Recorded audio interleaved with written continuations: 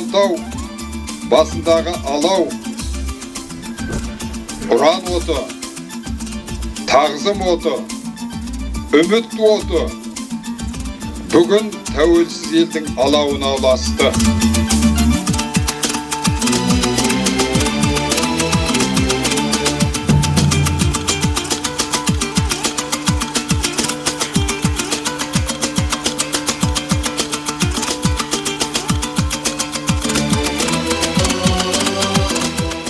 Ұлы орта кіші жүзде қазақтың асыл ұлдары, 18 мың ғаламды жаратқан жер бетіндегі Аллахтың құлдары. Ертеде дана қарттарымыз қазақ ұлты бір тұтас алты қанат ақ орда сияқты депті.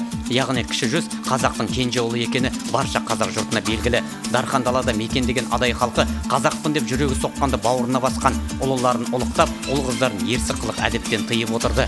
Бүгінде адай атаның ұрпақтары ата рухы құрметіне арнап кесенеде тұрғызды. Бұл бастаманы ер адай ұрпағы Сабыр адай мен Светқали Нұржан сынды ел жандылары көтерді. Ізінше ел тізгінін ұстаған Алаштың аяулы азаматтары бір ауыздан қолдап қолғанат етті. Сөйтіп адай бабаның кесенесі Отпантауда ақ отауын желбіретті. Бүгінде бұл Отпантау бейбітшілік сарайына айналды. Жылда наурыздың 14-інде Маңғыстау жұрты осы қырда жиналады. Бір-бірімен қауышып, жүрек жарды тілектерін жолдайды. Маңғыстау облысының басшысы Қырымбек Елеуұлы Отпантаудың ашылуына ықпал еткен азамат. Ылғи да мұнда игі шараға қолдау көрсетіп, жанашырлық танытып келеді. Биылғы дәстүрлі амал тойы тәуелсіздіктің 20 жылдығына арналды.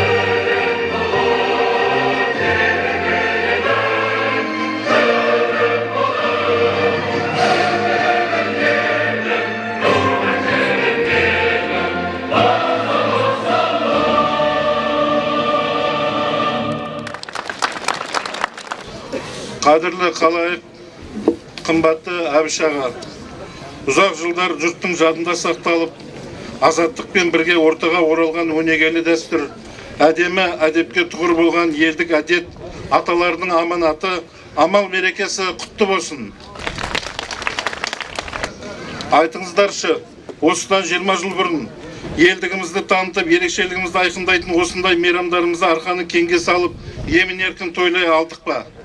Ұлттық болмысымыз өзге құндылықтар мен өгей саясаттың көлеңкесінде болған шақты бұл мерекеде қыр қазағы ғана бір-бірімен қауқылдай табысып, қол алса көрсетін, қиырдағы ауыл аймақта жасырын тойлайтын мереке болған әлі есте ғой. Сондықтан бүгінгі күнде сан ғасырлар бойы мыңдаған жүректің запыран шері болған ұлы тәуелсіздіктің сыйлығы.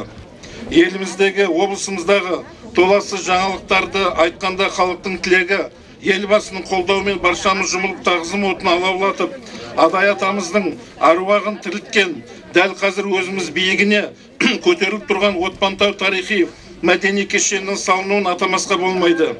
Өйткені бұл да тәуелсіздіктің туындысы, бабалар рухының белгісі, ата киесі ұрпақпен жамырай табысып, тұла бойымыз түлеген, жанымыз жаңғырған қастерлі кезеңнің айғағы. Отпантауда адай ата кесенесін салған және қазақтың атырабына сүйіншілік хабар таратып, есі қазақ емес, алты алаштың баласына ұлан тосылы той жасап салтанатпен ашқан сәт өздеріңіздің естеріңізде болады. Дана халқымыздың мақтанышына айналған заңғар жазушы, азат елдің зиялы азаматы Әбіш Кекілбайұлы туған халқымен Отпантауда қауышты.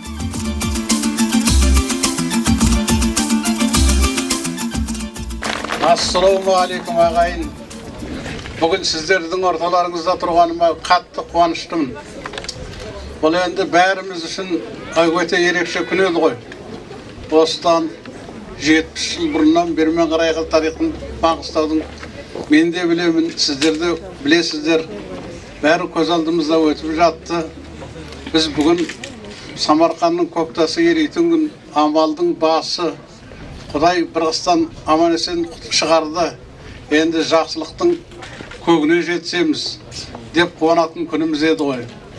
Бұл күндері бәріміз бала кезімізден бастап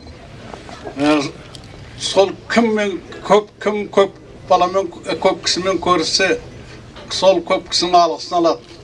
Соның болашағы болады деп қуанатын едік қой. Үлкенімізде, кәрімізде сондай жақсы тілекпен жер жеткен үлкен түбектің адамдарымыз. Сол кездегі қиын күндерден бастап барлық шаруалардың барлығы көз алдымызда. Болып жатқан жаңалықтарда көз алдымызда. Міне биылғы Наурызға ел жақсы жетіпті. Мен Форт Шевченкоде болып Иса Досанның ескерткішін көрдім. Қасиетті Маңғыстауда амал мерекесі басында жыл сайын ада-ата ұрпақтары Отпантауда уран отын жағады.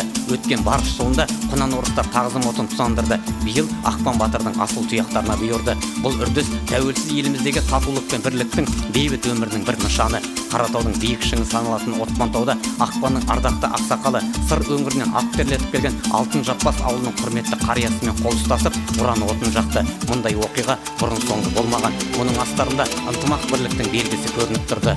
Отпантаудағы Ақсарайда еліміздің әр өңірінен келген қонақтар қос ақсақалдың бұл әрекетіне қуана ықылас танытып, таңдай қақты. Тіпті бөріктерін аспанға лақтырып, екі ауылға қошемет көрсетуді тоқтатпады. Сөйтіп, ата тойы аспандап, рухы асқақтаған ада-ата ұрпақтары Алтын Жаппастарды қанатының астына алып, бауырына басты. Мұнан соң қос қария тағзым шырағын балықшы ауылына табыс етті.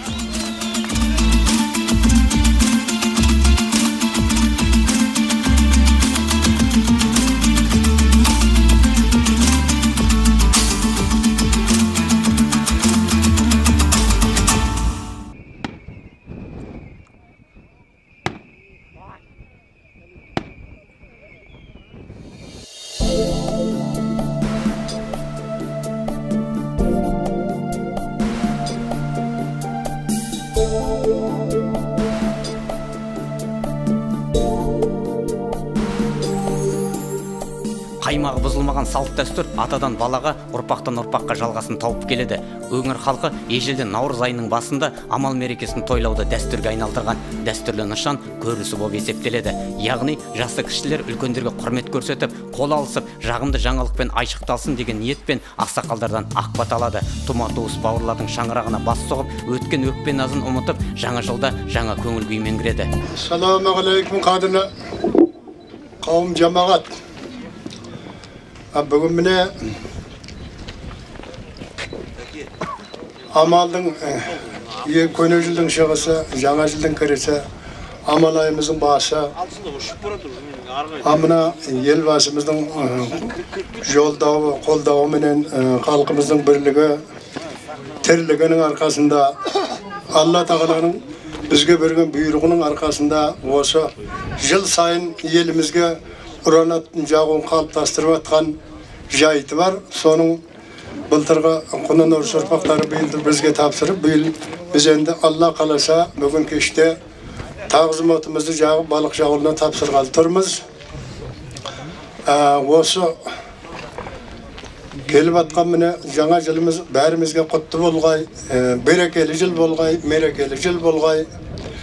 Алла Тағала келген қадамдарыңызға нұр жауып осы бәріміздің аузымыз біршілігіміз болып, Алла Тағала осы беріп атқан ас садақамызды қабыл еткен. Ал енді жаугершілік заманда елді жаудан қорғаған Ақпан батыр ұрпақтары жайында сөз қозғайық. Ерғосай бабаның бүгіндегі ізбасары әрі арқалы Ақпан батырым кітабының авторы Қаржобай Рейімбайұлы өз туындысында тарихи шежірені тізбектеп нақты жазған екен. Алаштың асыл ұлы Ерғосай Құдайкеұлының аманатын орындаған аталастары 1600 жылы жайма шуақ көктемде Ақпан батыр Келімбердіұлының басшылығымен соңғылықты ұрпақтың аман өсуі үшін қырға көшеді. Ұлт азаттығы үшін күрескен ерлердің бірі екендігін Бәли Қашаған ақын Күржіманұлының 150 жылды қамтитын тарихи дастаны атамекенде жақсы жырланған. Ақпан руынан небір балуан, дарынды сынықшы, ұста шежірелер шыққан. Маңдайы сәждеге тиген иманды ұстаз ишандар есімдері алтын әріппен тарихта қалған. Кешегі Ұлы Отан соғысында ерлік көрсеткен Кеңес одағының батыры Жұмағали Қалдығараев та мәңгі ел есінде қалды. Енді Ақпан ата дәуіріне үңілсек. Атаның Айша және Алтын атты жұбайлары болған. Айша анамыздан Қаракүшік, ал Ақжаулықты асыл Алтын анамыздан Қармыс, Сарымыс есімді ұлдары болыпты. Ақпанның 3 баласынан тек бір ұлы Қаракүшіктен тарайтын ұрпақтар Адай еліндегі Ақпан ата руын құрайды. Ал 2 кіші баласын анамыз Алтын төркіні Жаппас руына алып кетті дейдіміз.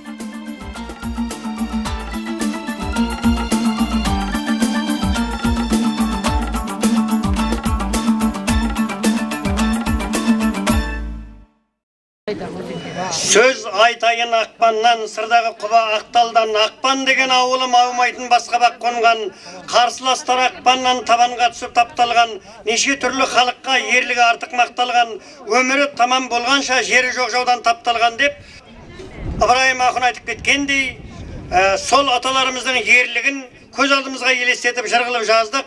Жем сағыз елі қобда мұғалжар, еріл жай қобда атырабын, қазақтың қайтпас ерлерінің ауыз бірлігі мен әлімұлы жетіру байлы тума туыстары мен Тәзіке, Құнанырыс, Ақпан, Шыбынтай, Әлнияз, Тобыш, мұғал батырлар атамекенді қорғап өтті.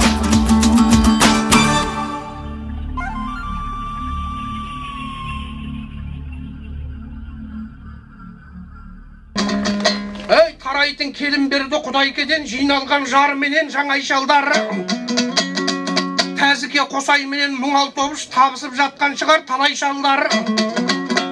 Амалың құтты болсын ағайындар, ауылдан ауылдарға аман шарлар. Кемпір мен жемпірін тастамайтын жағдайын отпандағы қалай шалдар. Атасым жаудан емес таудан тапқан, ассалаумағалейкум өйкім мадай шалдар.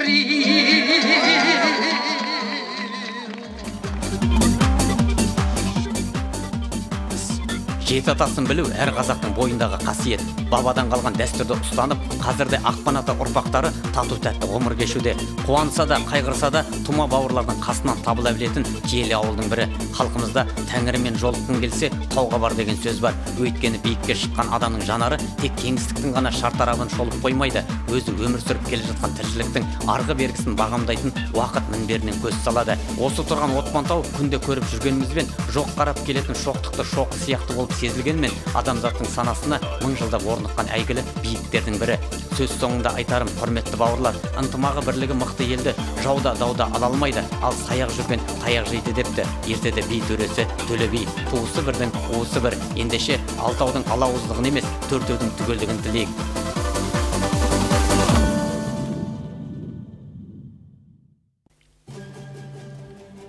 Ассалаумағалейкум жамағат. Осы кештегі ұрпаққа үлгілі тағылымды әңгімелеріміздің негізгі мақсаты салтымыз бен ұлыстың ұлы күні Наурызда, Отман тауда, қазақтың қара шаңырағы, Адай атамыздың ақ сарайында 300-мізге қазақстандықтарға есігіміз бен көңілімізді ашып, төрімізде көрісіп, құрмет көрсету. Қара шаңырақта бас қосуды әкелестер, аталастар, ұрулас тайпаластар, топтастар мен 300-дің қазағы жақсы біледі. Қосай, Тәзіке, Құнанырыс, Ақпан, Шыбынтай, Әлнияз, Тобыш, Мұңал, 8 арысымыз жас үлкен жолы мен жылда бір-біріне тапсырып қабылдағаны келер жылы ұлыстың ұлы түні 13 наурыздан 14 наурызға қараған түні ұран отын, намыс отын жағып, алау нұрын әрбір қазақ жүрегінде сақтауы тиіс. Көңілді көктей өсіріп, көріселік замандас, артық кемді кешіріп, ақ көңілден амандас, қазан толғай балуыз, өскей аман мал жаның, құтты болғай наурыз, қабыл болғай арманың. Ойың өрлеп бірегей, құтты болғай жасыңыз, береке бірлік тілегей, досың түгіл қасыңыз, тыныштықпен жеріме, бақыт есік ашылғай, еркін қазақ еліме, шаттық шашу шашылғай. Деп жырлаймын.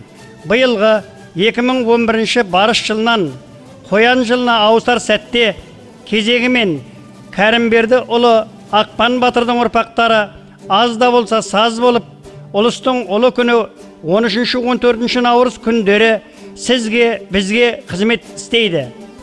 Өткен жылы ұран қот алау шырағын аталастарының ұйғарымы мен Ақпан батыр ұрпақтарының қазіргі ұятты иманды ақсақалы Мақсат Сапарұлы қабылдады. Мақсатқа ағалары, інілері тілектес, ниеттес болып, қолдап, қуаттап жүрді. Құрметті жамағат, бәріміз бір адам Хауа ананың ұрпағымыз. Бірлік пен берекемізді сақтап, Ақпан бауырластарға қолымыздан келетін қызметімізді ортақ абырой үшін адалат қарысайық. Арқалы Ақпан батырым кітабының жарық көруіне Ақпанның асылдары, Ақпан ұрпақтарының шежірелік деректерін жинақтап, көмектесіп, жанкүйер болған ағамыз Қонысбай Отарұлына және үн тобақ жаздыруға демеуші болған Қонысбайұлы Айдарға бас ие алғысымды білдіремін. Аз да болса саз ауыл, берекелі, бір бауыр, бірлігі мен берекесін сақтай білген, атасы Ақпанның үмітін ақтай білген бауырластардың бірлігіне ырзамын. Ата тегін арқалы Ақпан батыр атамыздың еліміз жеріміз үшін ерлік өмірін өнеге еткісі келген замандастарыма рахмет. Кітаптың шығуына рухани қаржылай жәрдемдескендеріңе рахмет. Ақпан бауырлар, аман болыңдар, ұятты иманды ұрпақтарың өскей. Адай ата асында Отман таудың басында айтылған аманат. 12 қазан 2007 жыл қазақ халық шежіреші ақыны Өмірзақ Қалыбайұлының аманат сөзі. Қасиетті қазақтың немересі елеу ұлы ер алаш, біріккен ағарыш жанарыс бегарысымның ұрпақтары, ауыздарың бір, шақаларың мың болсын.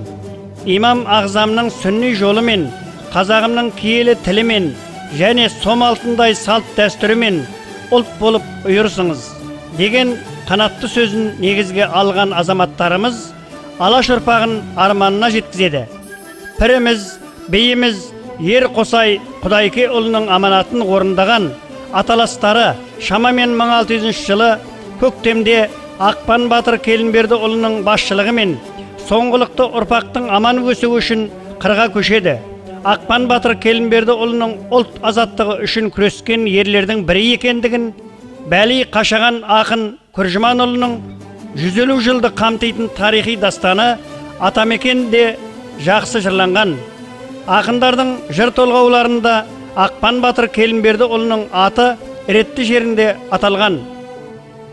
Жем сағыз, елек қобда, ор еділ, жайық арасындағы Атамекенді азат ету үшін аз алшынның басын біріктіріп басшылық еткен Ақпан батыр Келінберді ұлы. Ұлт азаттығы үшін күресте Келінберді ұлы Құнанырыс, Келінберді ұлы Ақпан батырлар шамамен 1605 жылы күз айларында Қобда бойында шахит болған. Мазарын көрдік деп аталарымыз айтқан әңгіме бізге жалғасқан. Құнанырыс алдымен бір ай шамасы кейін Ақпан батыр қайтыс болған. Ақ батамды алған шәкіртім мұнайшы, шежіреші ақын Қаржаубай Рейімбайұлы қазақ елімізді ауызбірлікке шақыратын, отаншылдыққа тәрбиелейтін осы айтқан әңгімелеріңді жаз. Бұл оқырман қауымға ұлы сый болар еді. Тегің туыс ағайын. Ұлт бірлігі үшін жыр жазғаныңда түбі түркі туыс қазақтың, кіші жүздің 6 ата Әлімұлы, 7 ата Жетіру мен 12 ата Байұлының туыстығын шежіре дерегімен жырла деп көкірек көзі ояу ақсақал шежіреші аталар мен ағалар, ақшашты аяулы асыл аналарымыз аманат еткен еді. Адайдан Келінберді батыр Ақпан, елекпен Қобда үшін шахит болған, қосағы кіші ана алтын көшіп төркіні жаппастарға қатар қонған, аталып алтын жаппас бөлегелім, байылы 13-ші көгеретін төрелер төлеңгітпен 28 кіші жүз бірлестігі деген елім. Адайдан Құдай берді, кәрім берді, атанған Құдай кемен келін берді, туылып екеуінен 8 бала, адайым 8 арыс делінеді. Қосай мен тәзікеміз Құдай кеден, бақ қонып 9 арыс Құдай берген, киелі биде ерде пірде қосай, ақ жолтай қосай елге ұнай берген. Құнанырыс Ақпан мен Шыбынтайы, Әлнияз Тоғыш бимен Ермұңалы, келін берді ұлдары бәрі батыр, өркендеп 14 арыс шаңырағы. 300-дің бірлік сыйы атамекен, жүректе намыс отын жағады екен, бабалар барыс мінез қорғап өткен, ұғамыз мөлдір таза санаменен. Сескеніп жаушегінен ақпандардан, елімді құрту ниет қақпан салған, сіз бізге туыс ерлер, ел жер қорғап, кең далам бізге мұра сақталғаннан. Сұрассақ Ататектен бауырласпыз, дос туыс, құда жекжат, Аланөскей ұлысымыз, тыныштық, тіл табысу арысымыз, дос болсақ, алыс жақын шетелменен, кең болар қосөкпеден тынысымыз. Бүгінгі кештің ұйымдастырылып, осындай сізге бізге қызмет істеп атқан Арқалы Ақпан Батырымның ауылының азаматы, бүгін кеште ұранот тағзым отын жағушы, өзінің ауылының ұйғарымымен шешіммен сол ауылдың қоғамдық төрағасы Ақпан Сапарлы Мақсат ағамызға сөз кезегін береміз. Ассаламағалейкум қадірлі қауым жамағат. Бүгін міне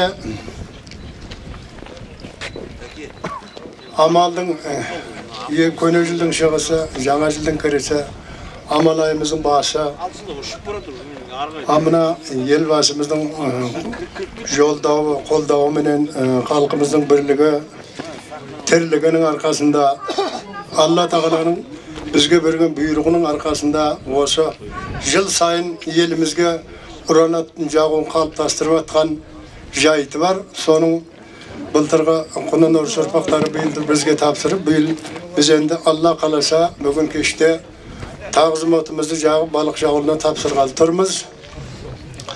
Осы келіп атқан міне жаңа жылымыз бәрімізге құтты болғай, берекелі жыл болғай, мерекелі жыл болғай. Алла тағала келген қадамдарыңызға нұр жауып осы бәріміздің аузымыз біршілігіміз болып, Алла тағала осы беріп атқан аз садақамызды қабыл етке. Амин. Біз бір сахнада өскен адамбыз, көп бір шайыршылығымыз жоқ. Сосын қысқа нұсқа айтып атырмыз, енді оған бәріңізді ырза боласыңдар.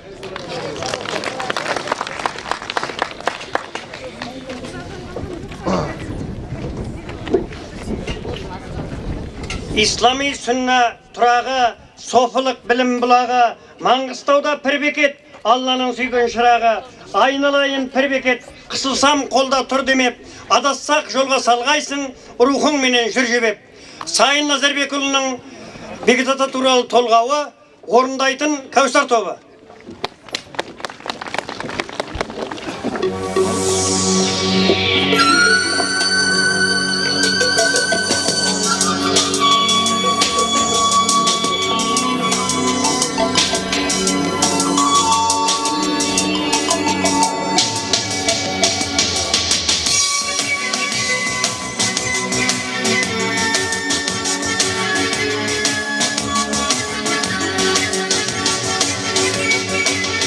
Бекет ата, өзіңсің елдің ұраны, көтерген туың, желбірей жайнап тұр әлі. Маңғыстау ойы, даласы қазақ бір тұтты, өзіңе арнап, лаулайды жаққан шыраға. Жұртың мен елің, сыйлапты ерден найзаны, ақтады соны, жау көрсе көзі жайнады. Туыстап далай, қол бастап жауын қашырған, өзіңсің ата, қалайлар ата, алысты жақын, едегі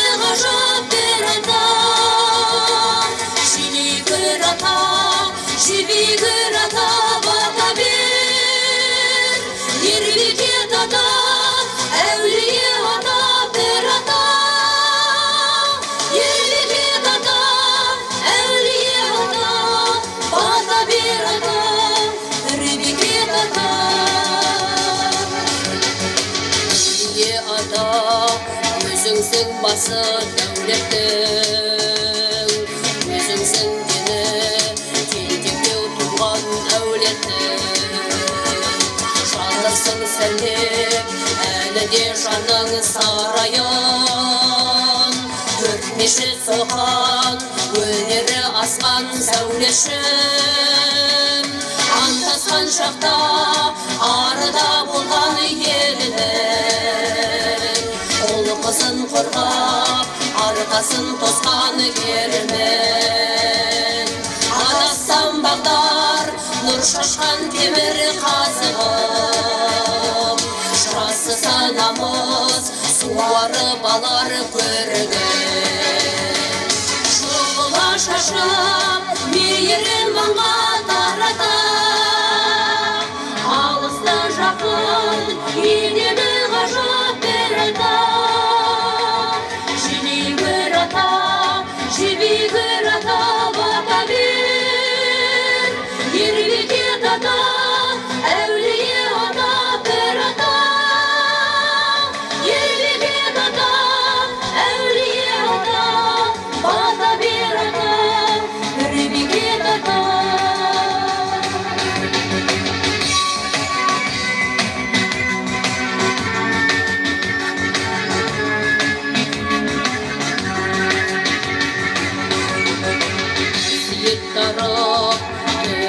Төрдеп аталдың, я бекет демей, бастауға үзім батар күн. Сенімді жанға егерін тәңір таныта, жайраңдай күліп, сіз жақтан ғана атар күн. Бірдекет ата, ізіңді басқан сүйгіздің, сәждеге апық, маңдайын ендің тигіздің. Оланды бұрдан, ниетін кісі тазартан, еңселі ердің, ханныңға басын игіздің. Шұғыла шашып, мейірін маңға тарата, алысты жақын, енегі ғажап бір ата. Жинегір ата, жебегір ата. Әз, отыра, шаршамбат. Добрасы ақнат. Ел теңдігі тілегі, елді көңілі, жаны жайсаң жайдары, өр намыстың қайнары, асыл ұрпақ айғағы, ұлтқа ұран айбары. Асау бұрқақ арынды, сезім күйі жалынды, жаңа өзен жастары ерлігімен танылды. Салтанатты сәні де, асқақтаған әні де, мейірімі дәрі де, ел жүрейсің нәріне. Ел үмітін ақтады, ерлік салтын сақтады, жаңа өзен оттары, жалын жүрек жастары. Сол жаңа өзенде тұратын жалпы ақпандардың жастарының атынан сол қоғамдық алқасының мүшесі, ұйымдастырушы Қазақ Кәсіп өңдеу зауытында әлеуметтік сала мен жалпы бөлімнің бастығы Әбдірахман ұстаз ағамыз иманды болсын. Соның ұлы жайлы Қобылан сізге ықылас ниетін білдіреді, өзінің айтайын деген пікірін, сөзін жеткізеді.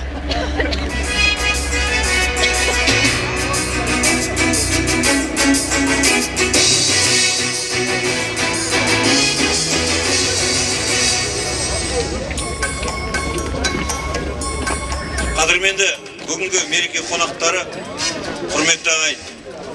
Бүгін ұран отын жағу рәсіміне бүкіл Маңғыстау облысындағы барлық елді мекендерден халық жиналып, және Маңғыстау өлкесінен тыс жердегі бүткіл ағайын жиналып келіп, барлығымыз топ болып осы ұран отын жағуға атсалысып жатырмыз.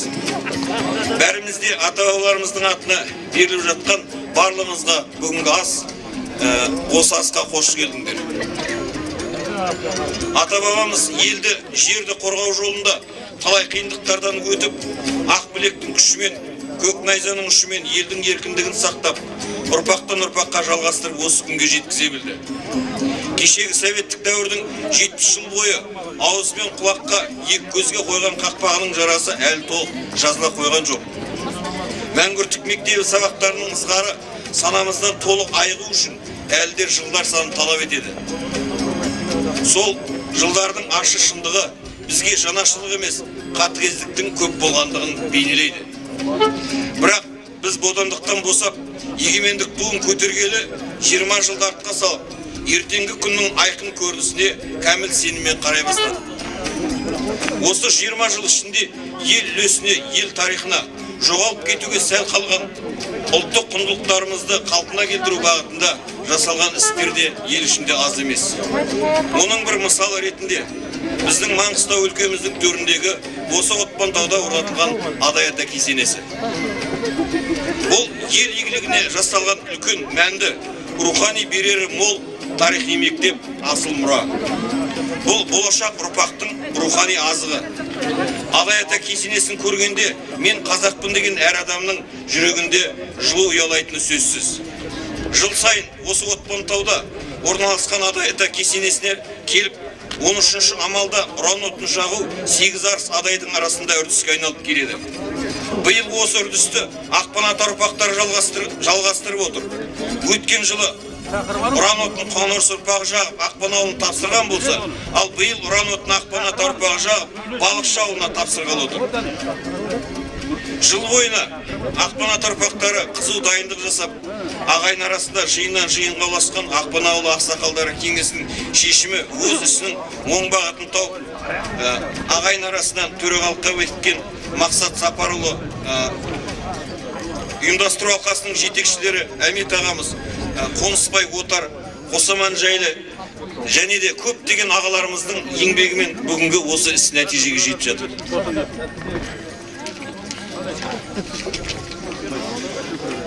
Адай ата мәдени кешенінің орталығы басшысы Құрал Озғанбаевпен бірге отырып, осы іс-шараның бәрі жасақталып, өз мәресіне жетуде. Жалпы ел аузынан Ақпанға ұл туса, темірге күн туады деген халық ішінде нақыл сөз бар. Бұл сөз ел санасында жатталып қалып, ел аузында айтылуында үлкен мән жатыр. Ақпан батырдың баласы Қаракүшік темірге жан бітірген шеберлігімен, темір ұстагерлігімен танымал болған көрінеді. Ақпан Қаракүшіктің жасаған сауытынан оқ өтпейтін, қылышымен найзасы сынбайтын ерекше шеберлік әдісімен темір шеберлігін меңгерілген замандағы танымал қару-жарақты дамытуға өз әдістерін көбілес қосқан адам екен. Ақпан батыр болып аталып, елдің ішінде фольклорда аты қалғандығы тарихи шежірелерден бәрімізге белгілі танымал тұлға. Ал шежіре мен тарих түгіл, өз салтын, өз дәстүрін, тілін жоғалтып алуға сәл қалған біздің халқымызға алғашқыда бұл неғылған батырлар деген ой туындауы сөзсіз. Бірақ бес саусақ бірдей емес дегендей, әр заттың дамуы да, танымалдығы да әртүрлі емес пе? 15 ғасырдың ортасында Батыс Сібір, Қазақстан, Орта Азия жерін жошы ұрпағы Әбілқайыр хан билеген. Оның орталығы Үргеніш қаласы болғандығын 1465 жылы Керей және Жәнібек сұлтан қазақ руларын Балқаш өңіріне жинап, Үргеніштен қонысын аулақ салып, қазақ хандығының іргетасын қалағандығын біз тарихтан және Ильяс Есенберлиннің кітаптарынан білеміз. 1502 жылдары дүниеге келген Қосай атамыз Адайдың немересі. Ақпан батыр да Адайдың немересі. Бірақ Ақпан атамыз Қосай атамыздан көп кіші болған. Ол кезде қазақтың өмірі, көшпелі өмір кең жазық далада, қыста, жазда қоныс аударумен мал жайылымын өзгертіп отырған. Ақпан батырдың тарихи тұлға болғандығын және сөзімнің айғағы ретінде төмендегі мағлұматтарды жалғаймын. Қасиетті қазақтың немересі елі ұлы ер алаштың айтқан біріккен ағарыс, жанарыс, бегарысының ұрпақтары, ауыздарың бір, шақаларың мың болсын. Имам ағзамның сүнни жолымен, қазағымның киелі тілімен және сом алтындай салт дәстүрімен ұлт бол бұйырсыңыз деген қанатты сөзін негізге ала азаматтарымыз алаш ұрпағын арманына жеткізеді және піріміз Ер Қосайдың Құдайкенің аманатын орындаған өзінің аталастары. Шамамен 1600 жылы көктемде Ақпан батыр Келімбердіұлының басшылығымен соңғылықты ұрпақтың аман өсуі үшін қырға көшеді. Ақпан батыр Келімбердіұлының ұлт азаттығы үшін күрескен ерлердің бір екендігі Бәли Қашаған ақын Кіржіманұлының 150 жылды қамтитын тарихи дастаны Атамекенде жақсы жырланған. Ақындардың жыр толғауларында Ақпан батыр Келімбердіұлының аты ретті жерде аталған. Жем, сағыз, елек, қобда, ор, ел, жайық арасындағы Атамекенді азат ету үшін ал аз алаш басын біріктіріп басшылық еткен Ақпан батыр Келімбердіұлы. Ұлт азаттық үшін күресте Келімбердіұлдары Қоңырс Ақпан батырлар шамамен 1605 жылы күз айларында Қобда бойында шахид болған. Мазарын көрдік деп аталарымыз айтқан әңгіме бізге жалғасқан. Қазіргі таңда шежіреші Рембай Қаржаубайұлы арқалы Ақпан батыр атты кітабын жазып, Алматыға баспаға жіберіліп, кітап шығарылды. Ақпан ата ұрпақтары осы кітапқа тікелей демеушілік жасады. Құрметті ағайын, іргесі биік елді жауал алмас, аузы бір елді дауал алмас деген сөз бар ғой қазақта. Барлығы қай заманда да бірлікке, ауыз бірлікке ғана сол жерде жүрген жерде ырыс та бар, береке де бар. Сондықтан да осы елді біріктіріп, осыншама Қаратаудың төбесінен орнатылған Адай-ата кесенесіне келіп отқан бүткіл ағайынға, бүткіл осы қаракөз томаластарымызға тағы да қош келдің деп, ауыздың бірлігін, бастың амандығын, елдің бейбітшілігін Алла тағала бере бергей. Еліміз аман болай. Ел басшымыз алға сүйреп келе жатқан осы 20 жыл ішінде өздерін көріп жатсыздар, көптеген игі істер бітті. Ел басындағы азаматтардың, осы елдегі азаматтардың дарқан еңбегінің арқасы. Ол барлығыңыздың арқаңыз. Сондықтан да осы егемен ел бол, еркін ел бол, аман сау, жылдан жылға Отпан таубасында қауышайық.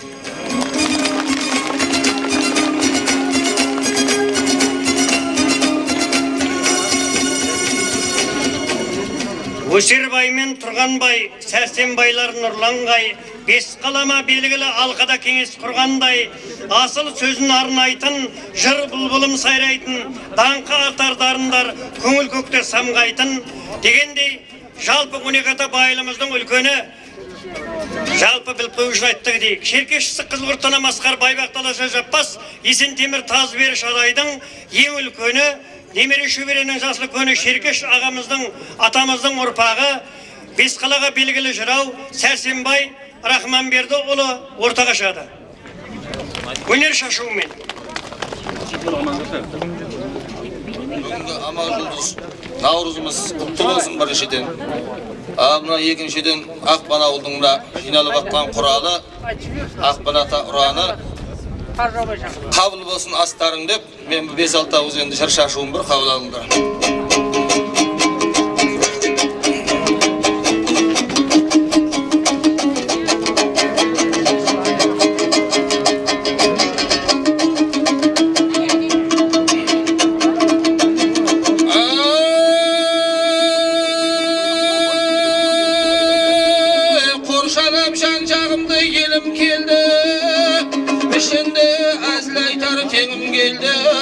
Söz söylеп орталықта талай жерде тарқанды талай жиын дүйім елді. Оны өз көп жаса деп жасыл көндірі тойхана арзалықпен сыйым берді. Ет қызып бауыр жадым шапқан кезде ұшқақта сорғалатып төктіктерді. Қызыл тіл шаман келсе сөйлеп бүгінні шабайып бой көтеріп жазып келді.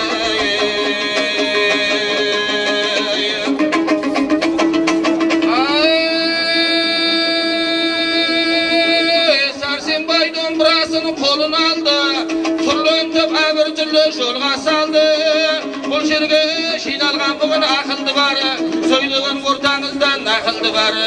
Ойнан күшік өтіп тарамаған, шабандозла ойнар тақымды бары.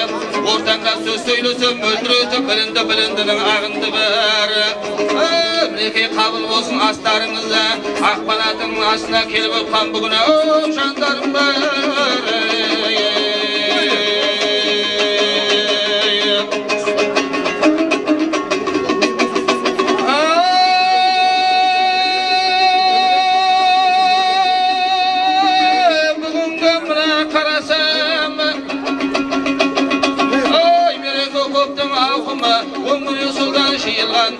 келиши жігіттің қаламдай қасы қиылған көптен бері көрмеген көрісіп сәлем бермеген аға менің жеңгеге тап болды біз бүгін қиырдан құтылмайды екен адамзат несібе болса бұйырған байрақ алған жүрекпен осындай арқа шиыннан арқа таң елге белгілі алттан балы әліммен жеттан балы жетіру 12 аты байлының ішінде ей адай мына қауымы сол адайдың баласы келін берді құдай келен тараған тәзіге қоса екі ауылы бәйтерегі жайылған мауылы одан да бері келгенде келін берді шалдардан құнан орыс ақпаны балықшы шемене құмал тобыш бүгінгі жиналған топтың құралы ақпанның бүгін асына қош келдіңіз бәріңіз жасында менен кәріңіз амал жұлдыз мінекей ей наурыз мына айлары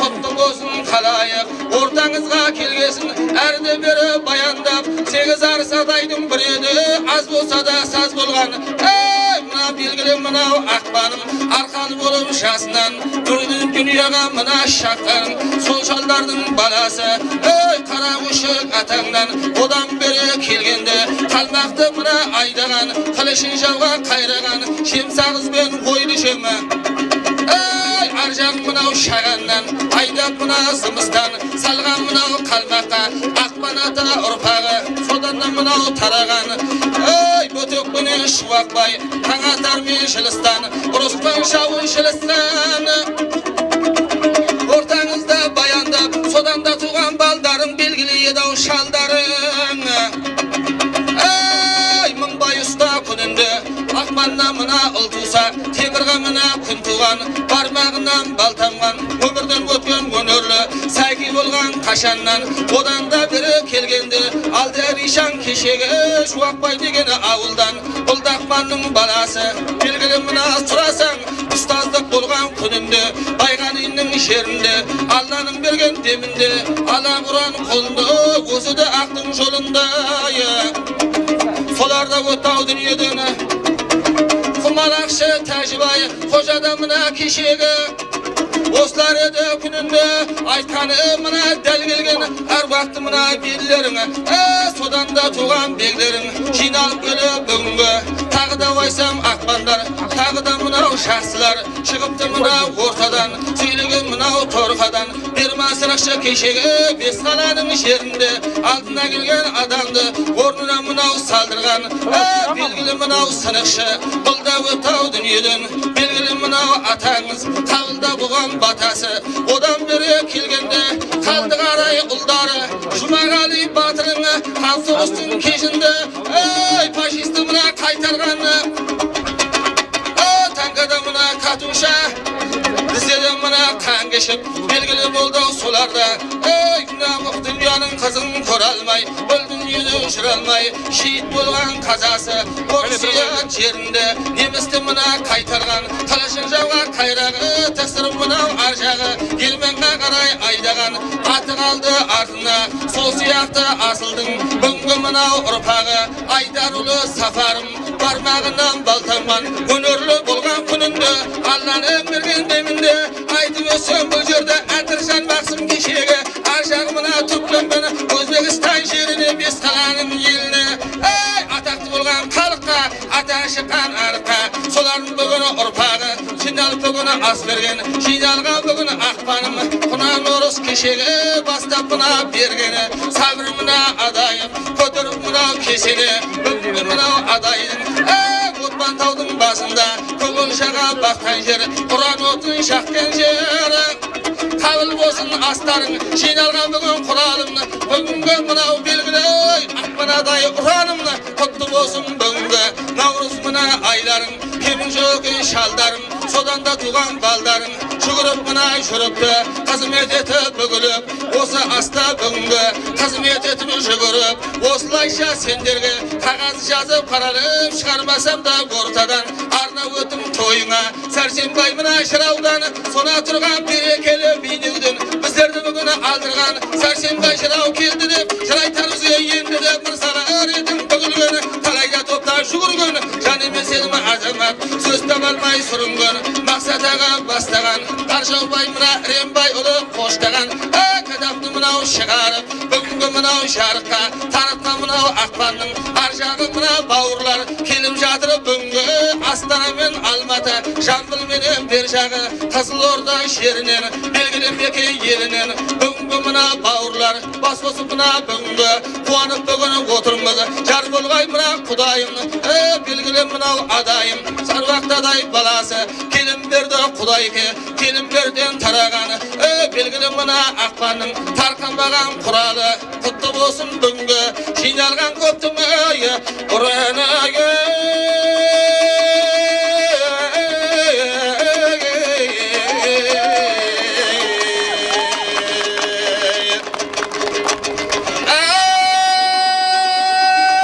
осылайша сендерге шашу бердім тойыңа жақсыдан ет ойына ат жаптырып ас берген палуан күрес шырауды шақыртып мына бүгінгі ортаға бүгін алдырған кемен жоқын ақпандар белгілі мынау арқадан ойыл құйылы шемсағыз солардың бүгін ұрпағай жиналған бүгін қалайық жақсылық тілеймін бәріңе жасыңда менен кәріңе ұлды да мынау ұяға қызды да мына қияға қондырған мына тойларға келе берге сәрсенбай шақырсаңыз алыстан домбыралы қорына бір құдай мына жолдасыны бәрін айта бірін айт арға атаң адай мені ақпан атаңның аруағы қолдасыны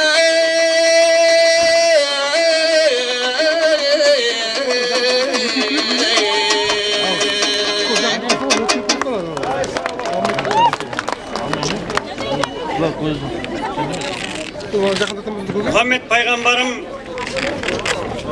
жолыққан бір мұсылман азаматқа сұрағына анаңды сыйла депті. Соң тағы сұраса анаңды сыйла депті. Үшінші рет сұраса анаңды сыйла депті. Төртінші рет атаңды депті. Одан адам атаның ұрпақтары аталар кеміп қалмайды.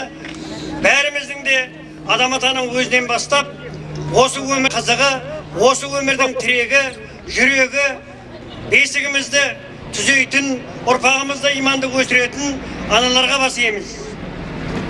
Бас иемін анажан құрметпенен, теңдесің жоқ теңеуге тіл жетпеген, күндей нұрлы жылы оң өмір сыйлап, жан шуағын көгертіп гүлдеп келем. Деген аналарымыздың бірі, алты келімбердің анасы, Қият қаласының бегі, Қарақалпақ Қият Еспенбет бидің әйелі қызы Нұржамал. Нұржамалдың нағашысы Бөгелме жеріндегі Сарыноғайдың қызы екен. Сол текті анамыз Нұржамал екінші ұлын туып, шілдехана бергеннен кейін кеште баласын бөлеп, бесік жырын айтып отырғанда, келін берді, үй сыртында әнім бұзуайын деп тыңдап тұрғанда, сол бесік жыры айтылған. Айналайын ақпаным, аңсап күтіп тапқаным, үміт оты жаққаным, ел қалқаны баққаным деп, сол анамыздың ақ тілегі қабыл болып, мінеки ұрпақтары ел қорғайтын қалқан, құнанырыс ақпаным, жау жағыма қалқаным деп қоса айтқандай, елдің ері азаматы болып ұрпақ жайылды. Сол түпкі анамыз Нұржамалдың бесік жыры ақпан бесікте. Орындайтын қазақ халқына еңбегі сіңген мәдениет қайраткері Мақпуза Шоманова.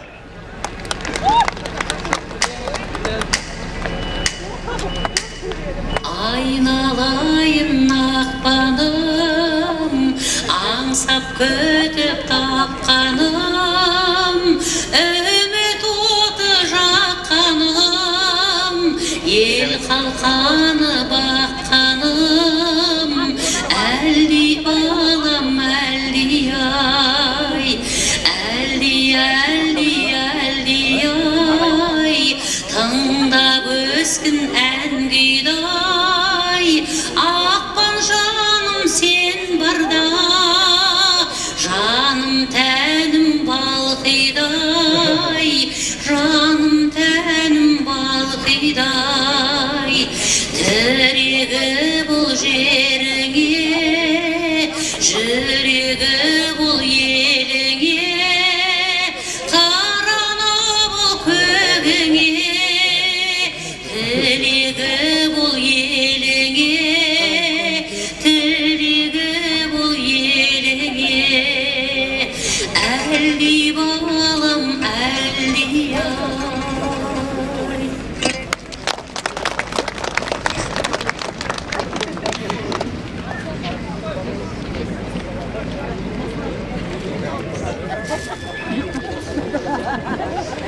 келесі ән халқымызға қадірлі, халыққа белгілі ақын Светқали Нұржанның Маңғыстауым әні, өлеңі. Әні қызылордалық біздің Маңғыстау үшін жүрегін жүріп беруге дайын Елена Әбдіхалықованың әні. Орындайтын Мақбұза Шоманова. Ақиқаттың сарындай, шежіресін тұмарындай сақтаған, құлшар күйді құранындай, ағыл жырды ұранындай жаттаған. Теңіз боп толқыған, шалқыған Маңғыстау, айнымас антынан салтынан Маңғыстау. Сапырған самал гүлін, дауыл баздаған менің еуменің. Теңіз боп толқыған, шалқыған Маңғыстау, айнымас антынан салтынан Маңғыстау. Сапырған самал гүлін, дауыл баздаған менің еуменің киелім. Мен сені сүйемін Маңғыстау.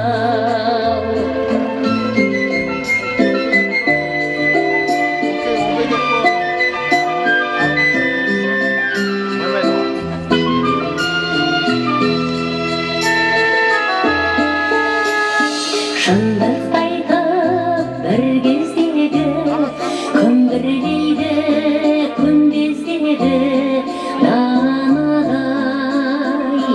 Бір бекетке қоныс болған қазақ қаңыз орыс қырман даламай.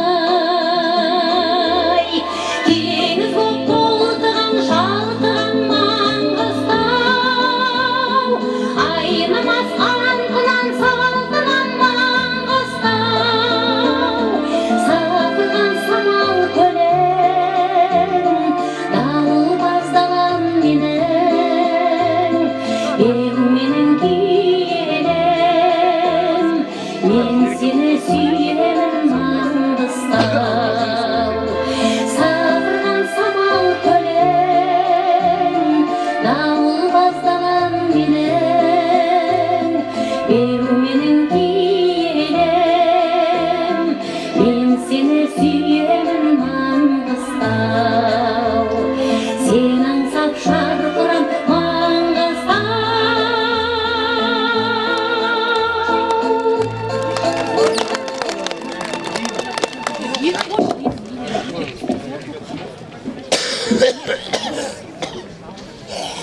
Аталарымыздың ерлігінен сіз біздің бірлігімізге шақыратын өлеңнен үзінді. Қарсы келген дұшпаны қасқа қалмай қалшылдап демі бітер шақ туды. Ажалына тап келіп әзірейіл келгендей жүректері сезеді. Біріктірмей қалмақты жан-жағынан шаңдатты. Бөлшек-бөлшек сөгеді. Ер шұралап жетіру Бекжол батыр көсемі. Дөйіттеп шықты әлімұл Аққошқар батыр шешені. Бастығы елдің ер ақпан. Адайларым шөбере, 8 қанат ағордам. 23-і кереге, 6 қосай бауырым Түркменадай лақабы. Байбол түней әйтейім, бегей бәлей сүйіндік. Құдайке ұлы тәзікем, қабақай өтей сәркейім. Құнанырыс туғысым, жан туған мен жанбайым. Өзімнің жалғыз ұлымда, қара күшік тоғызда. Шыбын тайым жанымда, өртлеспен қоршымыз. Әлниязым тағы бар, жеменеймен айтуымыз.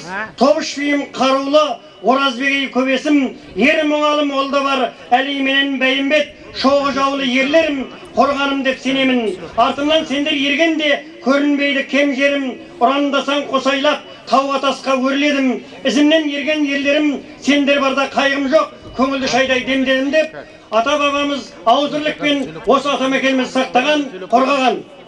Сол Ақпан батырдың жаймашуақ бір кезінде өзінің келіншегі Айшажанмен үйленгеннен кейін кездесіп сырластырған сәт. Әнес Қарабасы орындайды. Әнін белгілі өздерің сүйікті әніңіз Адай қыздың авторы Ғайнет Қуандық шығарған. Кезек әнге Әнес Қарабасов.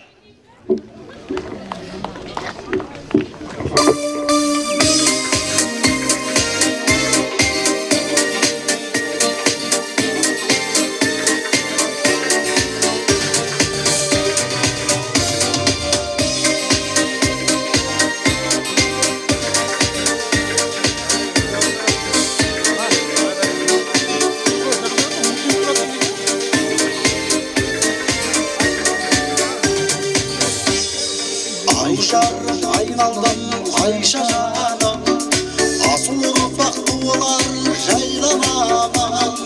Can yükümlü gözümsün düsün edin, jar bulasın sırlasıp baykanım. Ayşe canım, Maysa canım, senin de serimsin ömrümde.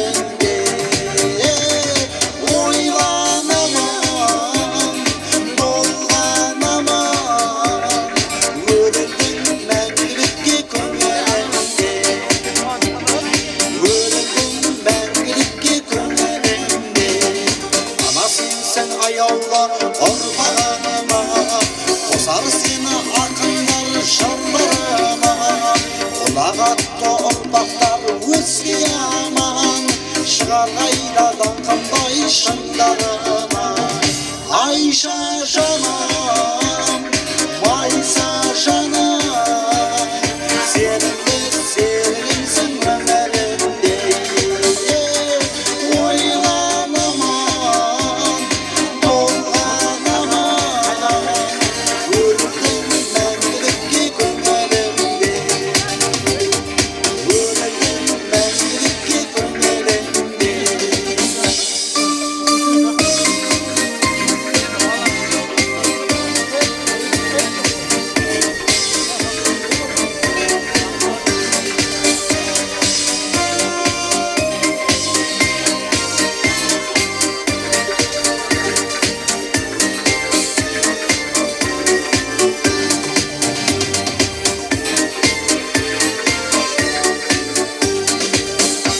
Ayşe canım, Maysa canım, senin de sevimsin ömrümde.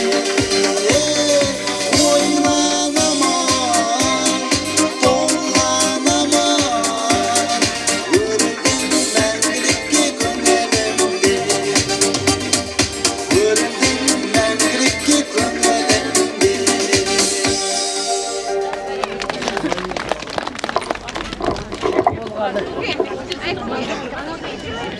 Şapagat ben nur jaynagan şırайлым, жаңа өзен бақ дәулетті мұнайлым, құт дарыған мұнайшыға астана, жүректе ән шалқыр өлең жырайдың деп, әнін шығарған қазаққа танымал, халқымызға қадірлі белгілі, қазір астаналық Жалғас Кеңесіп, әнші сазгер, қазір әке туралы әні ізінен өзінің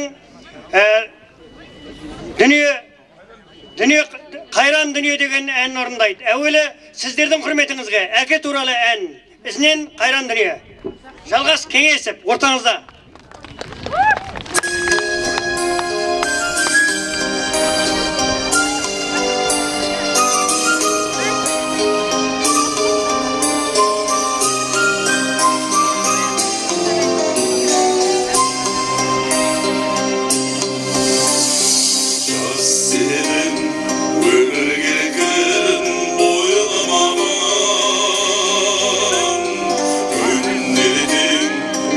Bolar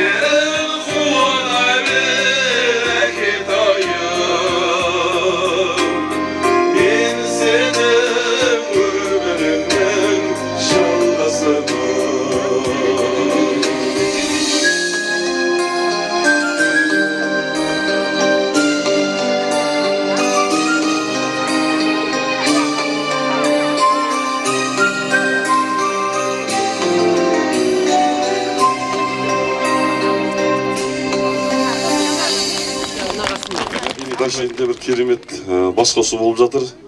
Сондықтан сол қасиетті мекендегі басқосуға сонау 700 мыңнан аса халқы бар Астана халқының атынан сіздерге дұғай сәлем жолдаймыз. Бүгінгі мереке бұл шынында да бір керемет дүние. Осы мерекеге арнап енді өзімнің жаңа айтып жатқанда қайран дүние деген әнді орындап берейін, соны қабыл алыңыздар.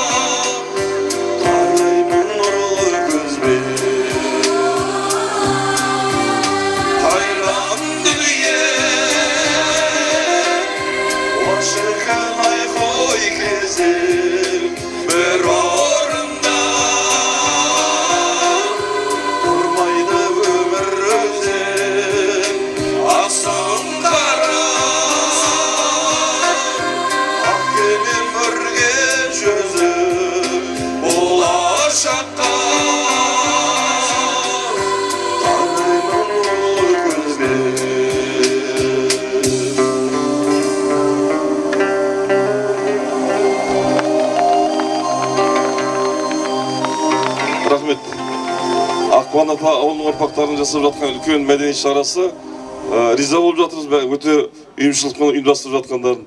Сондықтан осы мереке бәрімізге де құтты болсын. Салтымызға имандылық сүнна жол шартымыз бар. Ар туыңды ислами таза сақтап, еңбек еткен ұрпағын халқымызға.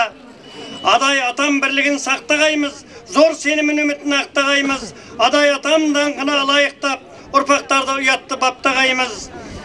Отман таудан тұрпаты атамыздың, от шашатын оттығы санамыздың, кие тұтып бірлікке келер жері, үлгі көрер ұясы баламыздың.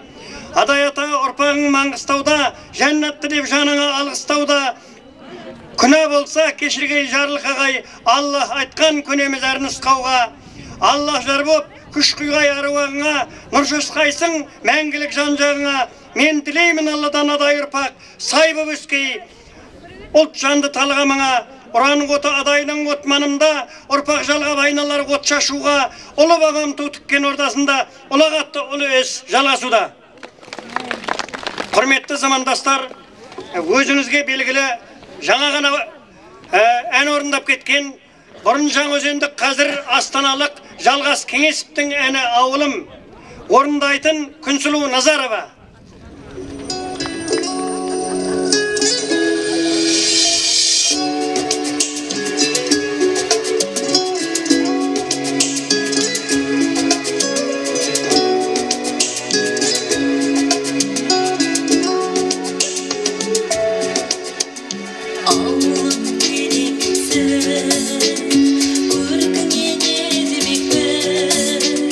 Осы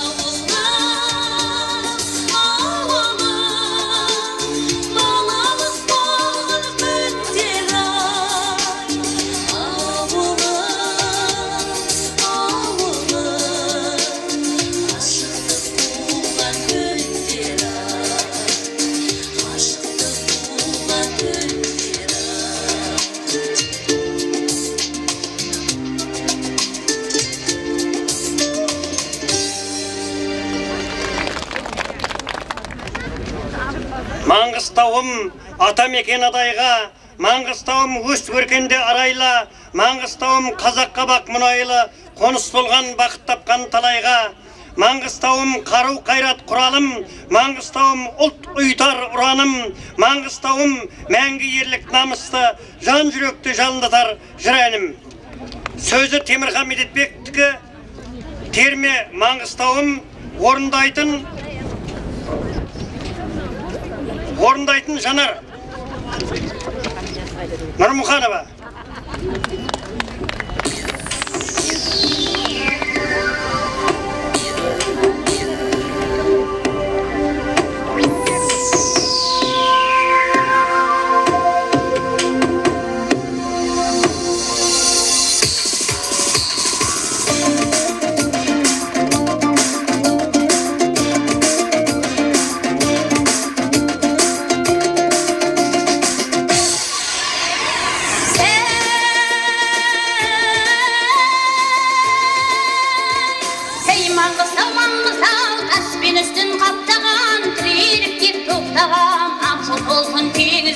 Жатқан жерсің қиямда, ақтарасың аңызды, жет алмайтын қиялға, ерлікпенен байлық көп, құшақтасам бұл жерді, құшағыма сиярма.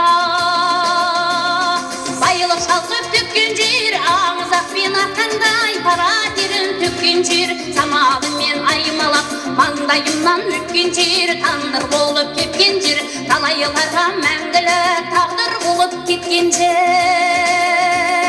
Қасиетін артырып, қаранарым шөккен жер, 300 алға сәулелі, Маңғыстауым киелім, шамырқанған кезіңде, аңытатын тегін, көмбірлеген киелі.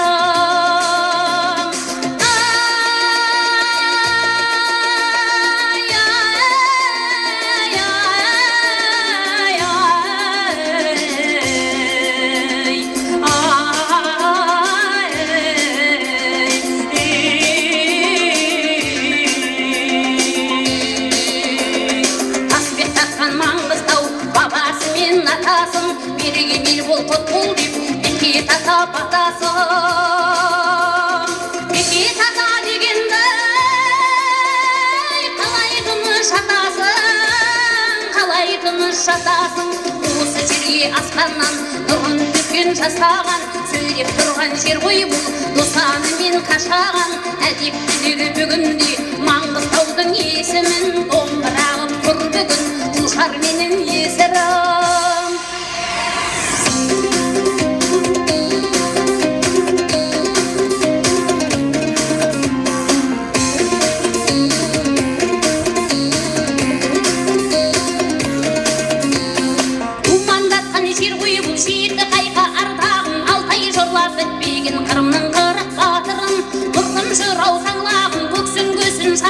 Шау кемесін сөккен ғой, иса дозан батырам.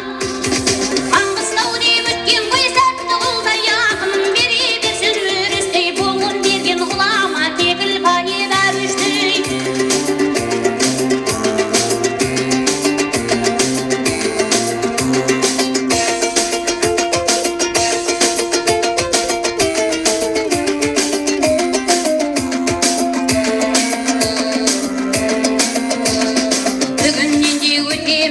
Ертеңгеде жетеміз, қай заманда қай кезде, Маңғыстау деп сөйлесіп, әр уақыт танып кетеміз.